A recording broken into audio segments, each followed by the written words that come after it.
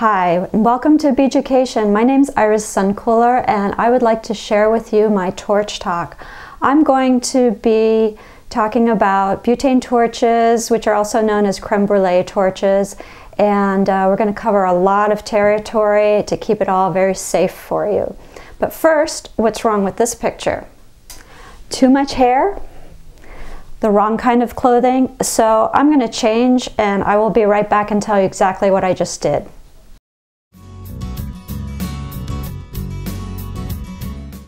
Before I even start playing with fire, some of the things that are important to me are the type of clothes that I'm wearing and that my students are wearing.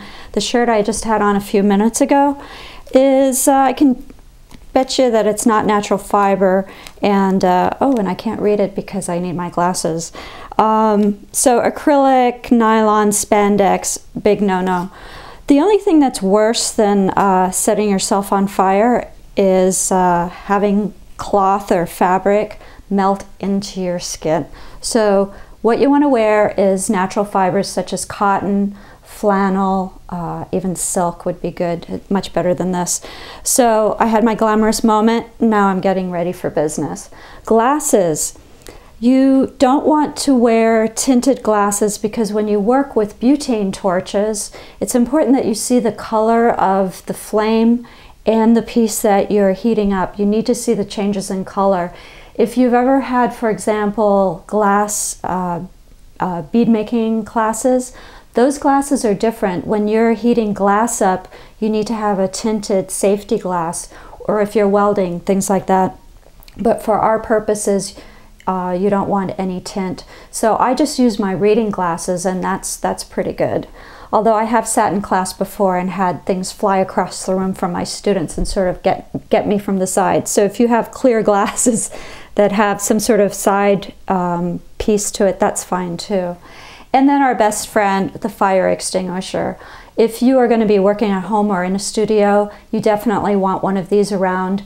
They have tags on them because they need to be updated. They need to be maintained. So with all of these sorts of things I'm going to talk about, if you see directions written anywhere on any of the products, read them.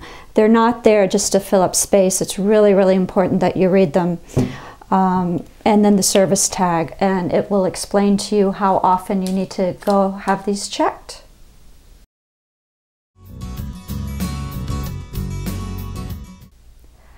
One of the challenges with using torches is that many of my students and myself, we don't have the luxury of having a little cottage in the backyard or a studio space that's away from the house. So what you need to do is think about what kind of space you're going to set up in your home or in a place that's going to protect any possible children, the cats that are going to want to lay down on that warm spot that you've just created. And most of my students also end up working on a dining room table or something like that after everyone else is taken care of and gone to bed. So another challenge that I've had as a teacher is having to take the show on the road because I teach in a lot of different places. So I was looking around trying to figure out what it is that I could buy that's portable, that will help make a safe space to work. And one day I thought, well, I need metal because metal is a good barrier between the fire, any kind of molten metal that might drip, and whatever style of table you're going to have, whether it's a nice table or something that's synthetic. So I thought of cookie sheets because they're easy to get. No matter where you live, you can probably find them. The first time I went out to get some cookie sheets, I realized that I couldn't find any that didn't have Teflon on them. Now Teflon is made to only work up to about 400 degrees or so. It's made to be used on your stove and not to be exposed to temperatures that we're going to be working in, which is normally starts at about 1100 degrees Fahrenheit. So the important thing to know about Teflon is it's not meant to get scorched. This is a great surface that in case of an emergency, if anything drops, it will catch it. The reason why I like cookie sheets is because they have a little lip. So if anything drops and rolls or spatters, it's not going to keep going onto the table and into your lap and onto the floor.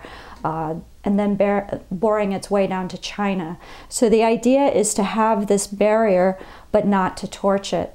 Now this is a half-size cookie sheet that I just got at a grocery store. You can actually buy full-size cookie sheets, and you can find the kind that do not have Teflon on them.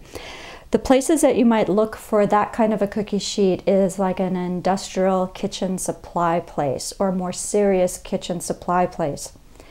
Many of the cookie sheets, such as aluminum and steel, when the metal drops, it splats.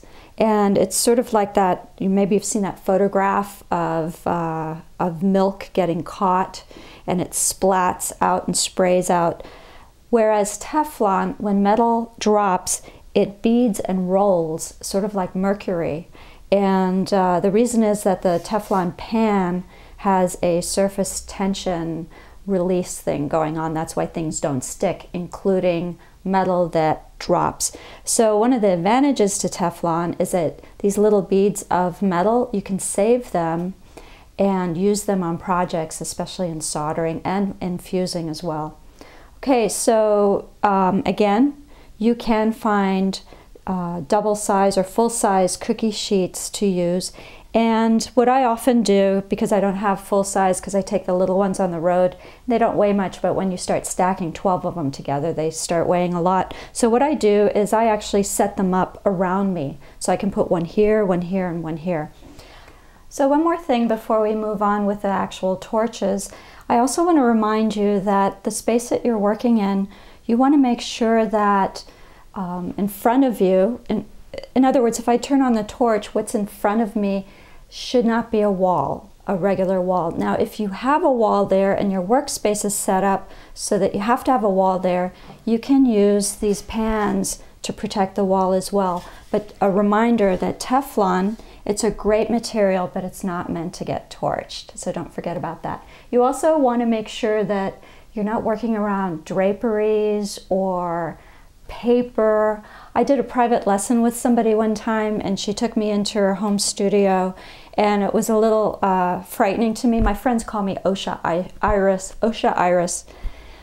Her space was a workbench, and it had post-it notes, it had sketches on the wall. There was no metal barrier between her workbench and the wall, and I was just shocked. And I said, how about if we just take some of these cookie sheets and like lean them up in front of where we're going to work, because it was a little scary. So just go into your workspace with the eye of, what if something happened? What if something bad happened? Did I set this up well?